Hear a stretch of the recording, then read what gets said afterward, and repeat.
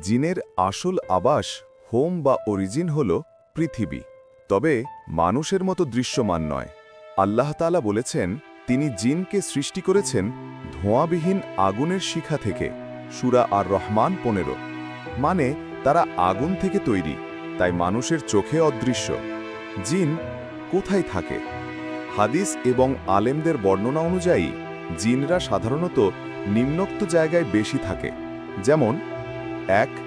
নির্জন এবং অন্ধকার জায়গা, জঙ্গল, মরুভূমি, পাহাড়, সমুদ্রের তীরে।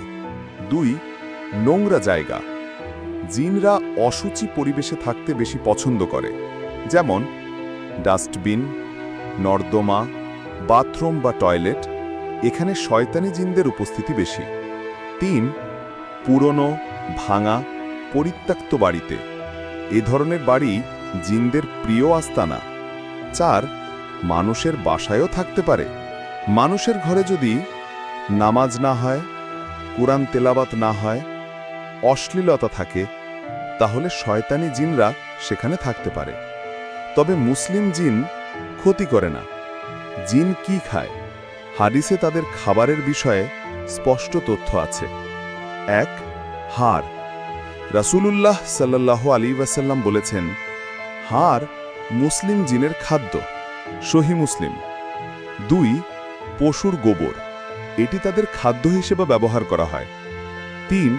সাধারণ খাবারের গন্ধও তারা গ্রহণ করে, তবে তারা মানুষের খাবার সরাসরি খায় না। ৪. শয়তানি জিনরা অপবিত্র জিনিসে আকৃষ্ট হয়, যেমন নোংরা খাবার, অপবিত্র জিনিস, দুষ্টু কাজের স্থানে পাওয়া খাবার। জিন কি মানুষের মতো জীবনযাপন করে? হ্যাঁ, ইসলাম মতে জিনদেরও পরিবার আছে, সন্তান হয়, বিয়ে করে, খায়, ঘুমায়, মরে। তবে সবকিছুই মানুষের চোখে অদৃশ্য। জিন কি মানুষের ক্ষতি করতে পারে?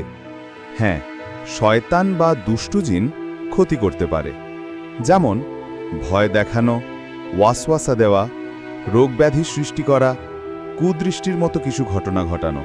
কিন্তু আল্লাহর ইচ্ছা ছাড়া তারা কিছুই করতে পারে না। বন্ধুরা, জিন নিয়ে আজকের আলোচনা এখানেই শেষ। আল্লাহ আমাদের এমন অনেক গায়েবী সৃষ্টি সম্পর্কে জ্ঞান দিয়েছেন যাতে আমরা সচেতন থাকি, গোমরাহ না হই। মনে রাখবেন, সকল ক্ষমতা শুধু আল্লাহর, জিন হোক বা মানুষ।